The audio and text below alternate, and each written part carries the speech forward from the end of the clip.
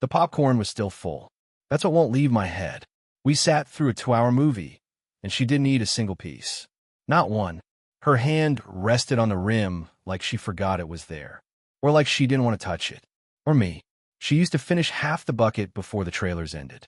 And now she was just watching the screen with this eerie stillness, breathing too evenly, blinking too slowly. I watched her more than the movie. I wasn't even pretending to pay attention. I just stared at her profile, trying to figure out what had already changed. It wasn't suspicion. Not yet. Just the ache of knowing someone is somewhere else while sitting inches from you. When the credits rolled, she didn't stand. She turned. She turned to me, finally looked at me for the first time that night, and said, calmly, "This Friday, I plan to do something you'll never forget. No emotion, no smirk, no words. I blinks her." Waiting for the punchline, waiting for anything that might make that sentence okay. Nothing came. The lights came on. People rustled past us, laughing about the plot, arguing about the ending. And we sat there like statues, like strangers who forgot which exit leads back to real life. On the drive home, she played music. Loud. Too loud for talking. She tapped her fingers on the steering like she'd rehearsed this. Like this ride was part of the plan. When we pulled into the driveway, she didn't wait for me. Just grabbed her coat and bag and walked straight inside. No kiss. No comment. That night, I found her on the balcony. She was barefoot in the cold, holding her phone like she just read something that hurt, but her face didn't show it. It was blank. I asked, "Are you okay?" She turned her head just slightly, didn't even look me in the eye, and said, "By the time you understand, it'll already be done." Then she walked past me, inside, and shut the door. I didn't follow. Not because I didn't want to, because I suddenly felt like a guest in my own life. And I hadn't even realized she'd stopped calling me babe 3 weeks ago. Friday was still a day away, but I couldn't stop pacing. She didn't bring it up again. Not once. Not a single mention of what she said at the theater. You'd think I imagined it if it weren't for the way my stomach dropped every time she smiled too easily.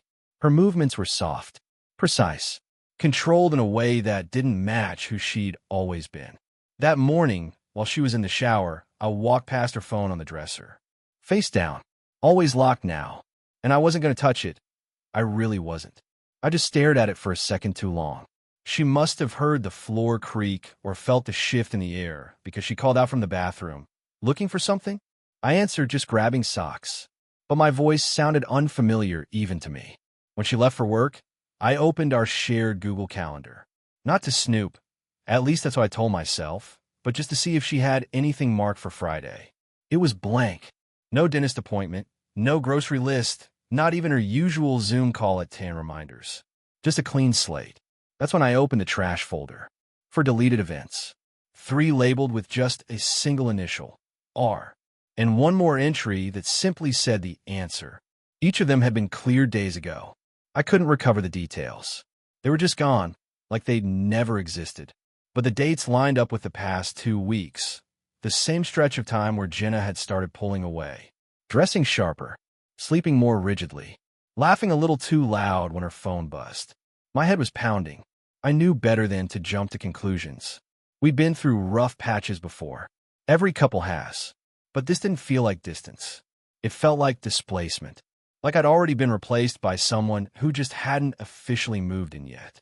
That night, she came home late. Said she stayed after work to help a colleague prep for a big client pitch. I nodded. Said cool. Pretended not to notice the faint outline of where her lipstick had been reapplied, but not quite right. She stood in the kitchen in front of me and asked, "Why are you being weird lately?" "I stared at her." "Weird how?" "Like you're watching me," she said, pausing. "Like you're expecting something." I wanted to scream, because I am. Instead, I just shook my head. "You said Friday would change everything." She blinked. "I did." "You did." She smiled. That same detached, eerie smile that didn't belong to the woman I married. Must have been a joke. But it wasn't. We both knew that. Later, as she showered again, 2 showers in one day now, I stood in the hallway, staring at the door. I knew that if I went in, asked her directly, really pushed, she might crack. She might confess. But I didn't. Because deep down, I was terrified not of what I might hear, but that I might believe it. When she came to bed, she curled up next to me like she hadn't spent all week unraveling reality with that one sentence in the theater. I didn't sleep that night, not a single minute, because tomorrow was Friday, and whatever she had planned, I knew it wasn't about us anymore. It was about her and something or someone else. Friday arrived dressed like any other day.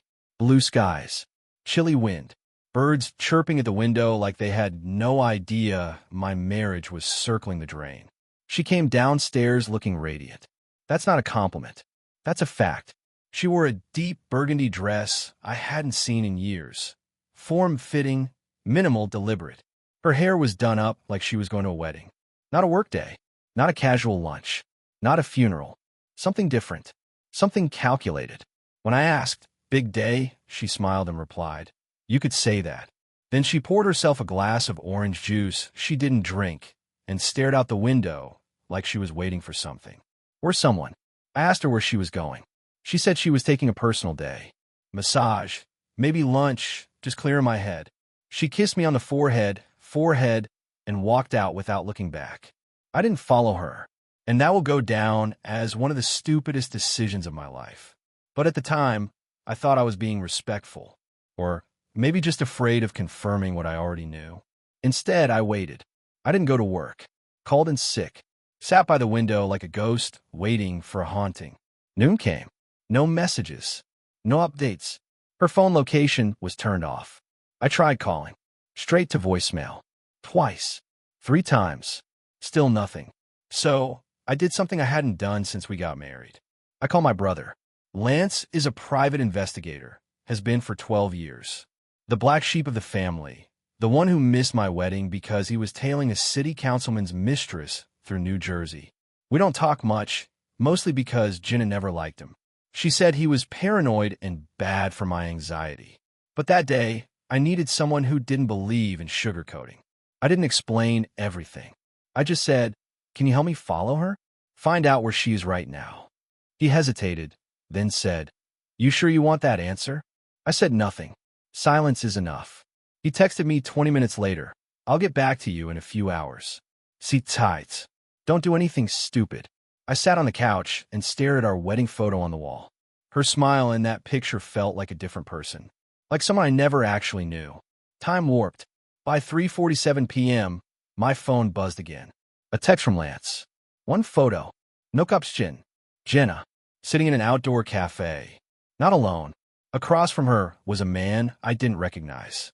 Early 40s. Bearded. Wearing a dark charcoal suit. Leaning in. Too close. Her hand was on the table. His was over it. She wasn't smiling. She was glowing. I felt it like a gut punch, the kind you don't immediately react to because your brain's still catching up to the pain. I called Lance. He picked up on the first ring. "She said it looked romantic," he said before I even spoke. Body language is all there. She kissed his cheek when they left. I didn't follow further. "You didn't pay me enough for that." I laughed. Not a real laugh. That pathetic, choked kind of laugh that says I knew it. Because I did. Somewhere inside, I'd already prepared the ground for this betrayal. But still, hearing it, seeing it, that was different. Lance sighed softer now. "You want me to dig?" I could do that. Discreetly. I nodded, even though he couldn't see me. Yeah. When I hung up, I sat for a long time. I didn't cry. I didn't scream. I just kept thinking about the orange juice. She poured it, looked at it, and left it behind. Like a symbol. Like me. And somewhere out there, she was walking with a man whose name I didn't know, doing something she planned out down to the last detail. This Friday, I plan to do something you'll never forget. She meant it, but she had no idea. I wouldn't forget it because it was the moment I decided to disappear. I didn't sleep that night. Not because I was angry. I didn't even feel anger. Not yet. What I felt was worse, detachment. The kind of numbness that only creeps in when something dies before you're ready to bury it. My marriage didn't end in a fight. It ended in silence, on a Friday afternoon, while she held someone else's hand across a cafe table. Jenna came home late. I didn't ask where she'd been. I just watched from the upstairs hallway window as she got out of a black car I didn't recognize. Not a rideshare, not a taxi. It idled for a few seconds before driving off, slow and deliberate, like the driver wasn't in any hurry to leave. She didn't see me watching. She unlocked the front door with her usual calm and headed straight for the bathroom. That's when I noticed something that shook me more than anything else up to that point. She was humming. She was humming a tune I'd never heard before. Light, breathy, almost childlike. And the way she moved, there was something weightless in her body, like she'd been lifted from whatever burden she used to carry in her home. Her steps didn't sound like hers anymore. They were someone else's. The version of herself she'd become when she left this house. I didn't confront her. I went back to the bedroom and laid on my side, eyes open in the dark, pretending to be asleep when she eventually slipped into bed beside me without saying a word. She didn't ask how my day was, didn't kiss my cheek, nothing. Just turned away, faced the window, and let the silence close around us like the lid of a coffin. Saturday morning, she was gone before I woke up. No note this time, just a missing coat from the hallway and the scent of a different cologne in the air. Not hers, not mine, something unfamiliar and expensive. By noon, I found myself doing something I never thought I would. I drove out to a gas station 2 neighborhoods away, bought a burner phone with cash, and called Lance. No names, just details. He picked up after 2 rings. She's seeing him again today, he said before I could even ask. Same guy, same car, different location. I asked, who is he? Working on it, Lance said. But you're not going to like it. I followed them to a house in Ravensgrove. He's not hiding her. They walked in through the front door like they've done it 100 times. I swallowed hard. Ravensgrove wasn't just across town. It was a gated community. We had driven through it once years ago, laughing about how those rich people must never get bored with granite countertops and glass wine cellars. I drove there. I shouldn't have. I knew I was being irrational, reckless.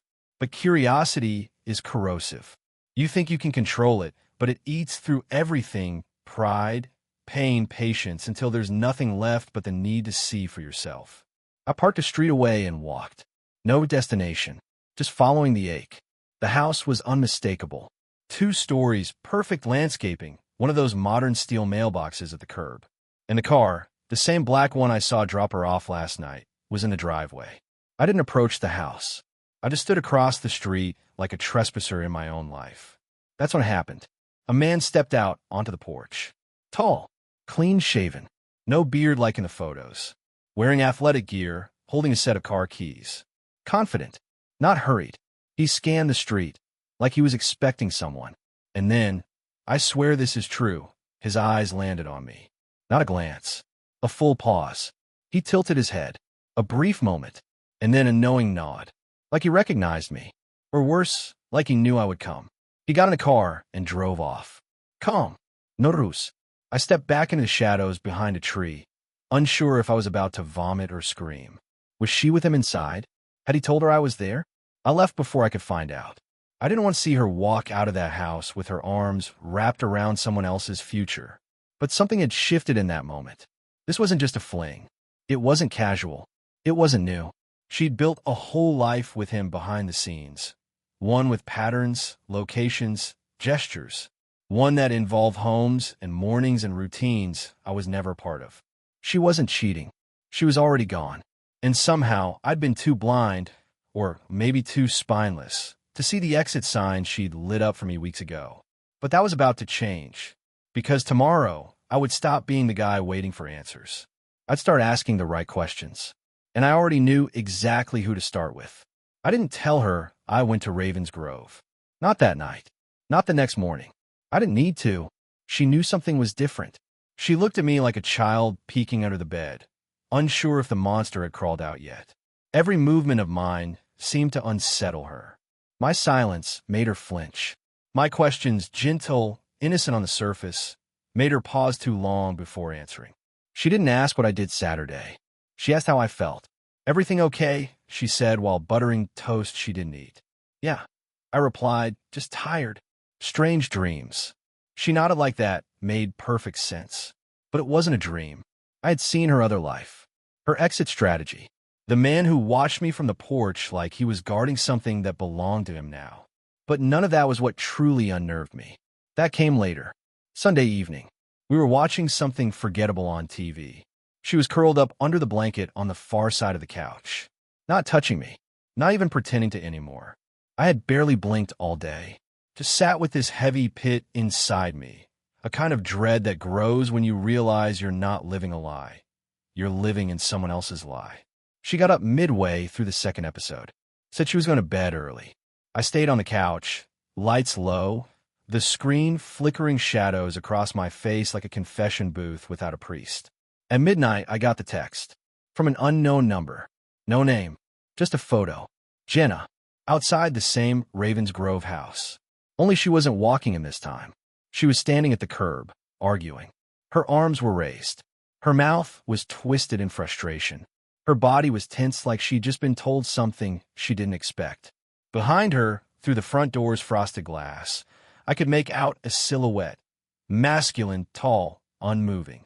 And then I noticed something that made my spine lock. She wasn't alone.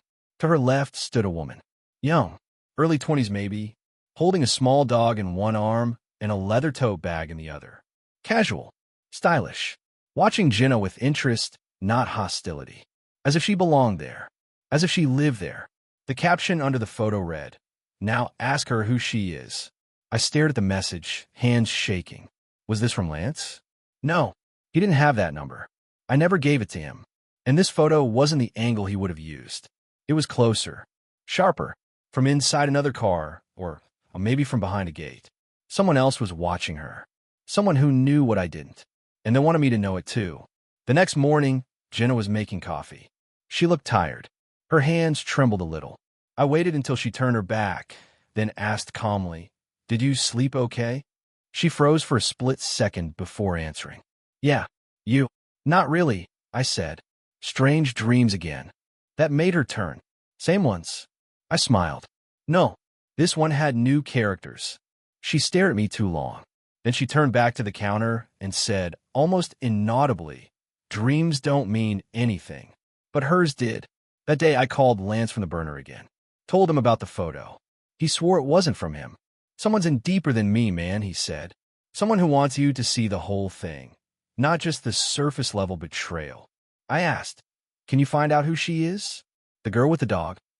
He grunted. "Already started." I hung up and stared out the window for hours.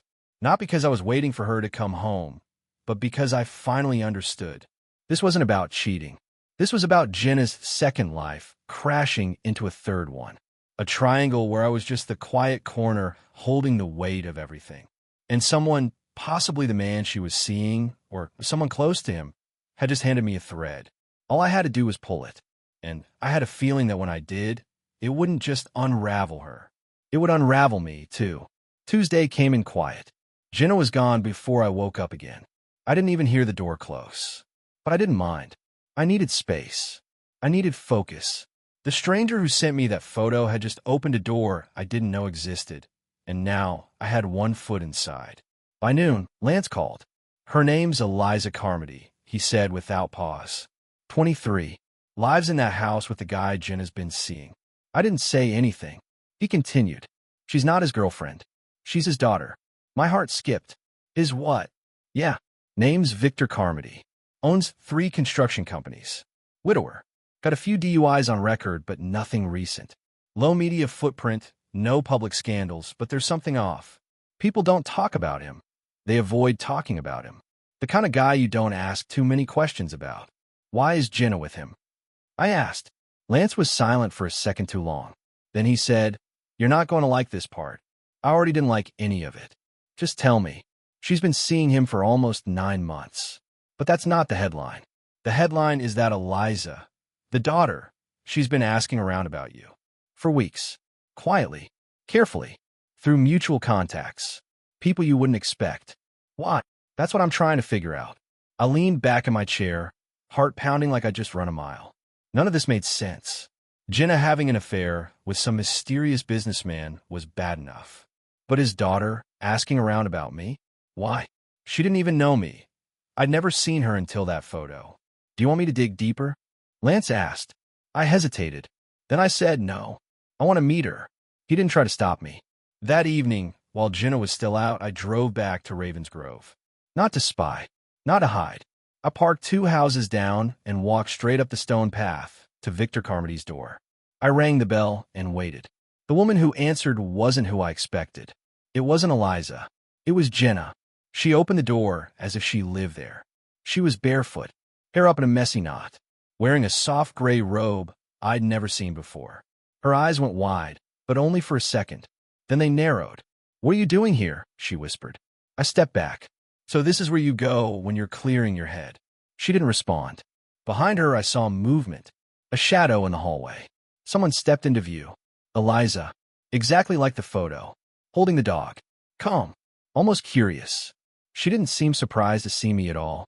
Jenna turned halfway and hissed something under her breath to the girl, who simply shrugged and walked upstairs without saying a word. I looked back at Jenna. "You live here now?" She stared at me for a moment, then stepped outside and closed the door behind her. "You shouldn't be here." I laughed, but it didn't sound like me. "Neither should you." She looked exhausted, but not guilty. More like caught too early in a process she hadn't finished building. "I'm not moving in," she said softly. "It's complicated." "That's funny, because I saw you leave in his car, and now you're wearing his robe." Her jaw tightened. "I can explain everything, but not here." "Then where?" She paused. "Come to the house tomorrow. Our house. 5 o'clock. I'll tell you everything. No lies." I nodded slowly. "If you lie once, I'm done listening." "I won't." She walked back inside and shut the door without looking back.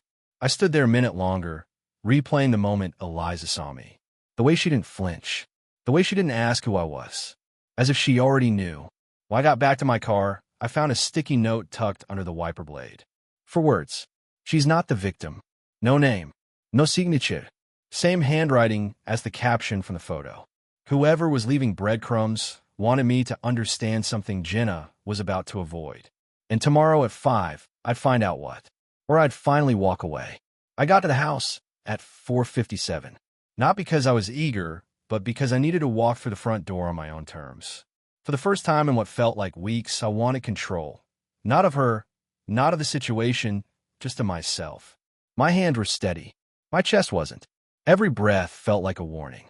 The house was quiet. The curtains were drawn, as if she didn't want the outside world seeing what truth might finally escape the walls. Jenna was already sitting at the kitchen table, 2 mugs of coffee between us, hers untouched. She didn't stand when I walked in.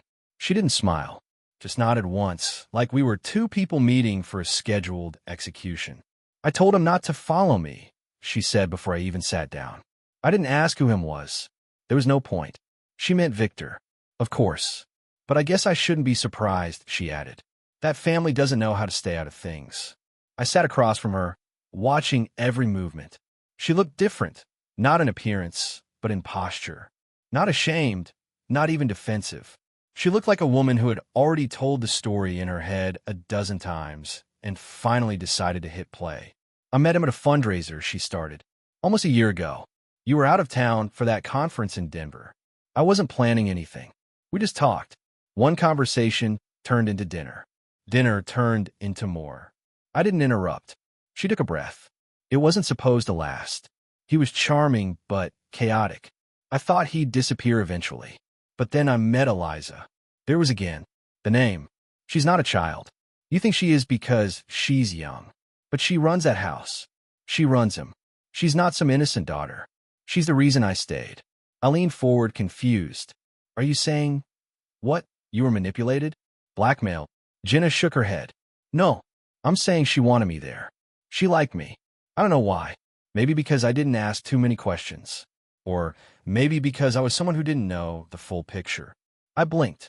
"Which is—" She hesitated. Then, "Victor's not who you think he is. That house isn't just a house. It's not a home. It's a project. You still the hair. You're not making sense." She looked at me, eyes finally filling with something close to regret. "They call it structural rehabilitation. That's what Victor says when he talks about the people who live there. But it's not official. There's no paperwork. It's not some halfway house or therapy retreat. It's selective, private. Eliza picks people, mostly women, ones who are married, ones who look like they're cracking beneath the surface." I just sat there.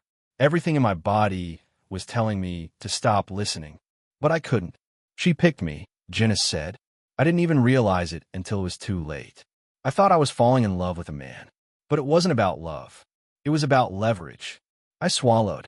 Why didn't you just leave? She stared at me for a long moment. Because part of me liked it. That house made me feel alive again. Until it didn't. And now I can't leave unless I ask, she said quietly. That's the rule. That word echoed. The rule? This sounds like a cult, I said, finally speaking louder. Jenna didn't deny it. She just looked down at her coffee. You were never the target. But I'm afraid now you're involved. My voice cracked. Ow! She opened a drawer and slid something across the table. A small black thumb drive. I looked at it. What is this? Evidence, she said, of what he does, of what they do.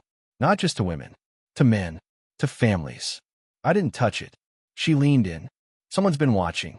That person who's sending you photos? They're part of it too, but not in the way you think. They're trying to blow it up from the inside. They sent that picture because they want you to act. And you? I asked. She finally looked like herself again. Just for a moment. I want out, she whispered. But I can't leave unless you expose it. I laughed. Not out of humor, but disbelief. You cheat, lie, vanish, and now you're asking me to be your escape hatch. She didn't flinch. I'm asking you to stop something I was too weak to walk away from, she said. And maybe to forgive me for everything before that. I stood, took the drive. I'll think about it, I said. And I meant it, because what I thought was just betrayal now looked like a maze, one with walls I couldn't see yet, and maybe traps I was already stepping into. The morning after Jenna gave me the drive, I didn't sleep. I didn't even go upstairs. I just sat at the kitchen table, thumb drive spinning in my hand like some cursed talisman I wasn't ready to use. I wanted to believe it was all exaggerated, that she was spinning a story to justify her betrayal. But the moment I plugged it in, that hope died. There were videos, dozens, footage of conversations, of arguments, of people breaking down in that Ravensgrove house. Not just Jenna, others too, women I didn't recognize. A man sobbing behind a closed door. Audio files where Victor's voice came through cold, detached, coaching people to detach from shame, reject their families, and restructure their place in the world. It was manipulation dressed up as empowerment. The most damning files, though, weren't video. They were documents. Financial trails. Payments from Victor's companies funneled to a long-defunct nonprofit in Oregon. A list of names. Some with photos. Some marked with red XS. And my name was on it. Not marked. Just there. Observed. Potential contact. I sat for hours. I wasn't angry anymore. I wasn't even afraid. I was clear. That afternoon, I drove to Lance's place, a concrete-walled rental on the edge of town where he kept more cameras than furniture. When I walked in and showed him the drive, he didn't speak for a solid 5 minutes. Then he said, "We're burning this whole thing to the ground." I asked him not to involve the police. Not yet. I didn't want Jenna dragged into some public investigation. She wasn't innocent, but she wasn't the villain either. She was someone who took a wrong step, then fell into the kind of place that knows exactly how to keep you from climbing back out. So we did it differently. Lance had contacts. Real ones, quiet, effective. We packaged the footage, redacted the identities of people who'd been pulled in but escaped, and handed it all to a well-connected investigative journalist he trusted. One who owed him a favor. We didn't tell Jenna right away. We wanted to see if Victor noticed the pressure first. And he did. By the third day, Victor disappeared from the house. By the fifth, the property was listed for sale under a shell LLC. And by the seventh, the story broke, not just online, but on a national platform. Private therapy cult targets vulnerable spouses in suburban recruitment ring. The headline exploded. Names were redacted. Legal walls went up fast. But it was enough. Jenna didn't reach out right away. I didn't expect her to. But 2 weeks later, I found a letter in our mailbox. No return address. No name on the envelope. Just a single page, folded clean, and written in her handwriting. You saved me, even when I didn't deserve it. I've left the city. I'm starting over. Not running, just resetting. I'm not asking for anything. Not forgiveness. Not a second chance. But thank you. You reminded me what integrity looks like. That night, I sat alone in the living room, lights off, just breathing. And for the first time in months, the house felt like it belonged to me again. Not haunted, not heavy, Just quiet. Weeks passed. Then months. I started to sleep through the night again. I rebuilt a routine. I even went to one of those divorce regroup meetups my brother wouldn't stop bugging me about. Mostly out of spite, if I'm honest. And that's where I met her. Maya. She laughed at one of my sarcastic throwaway comments and offered me a coffee without asking my name. When I said something self-deprecating about being the kind of guy who doesn't take hints well, she just smirked and said, "You picked the wrong room then." I give excellent hints. We didn't rush anything, didn't pretend to be whole, but we understood each other. And that was enough to start. Now, a year later, we're still together. No grand love story. Just two people who've been through the quiet kind of hell and came out with a clearer idea of what not to settle for. Sometimes I still think about Jenna. Not with anger. Not even sadness. Just clarity. She didn't ruin my life. She cracked it open. And from where I'm standing now, I'm thankful it broke.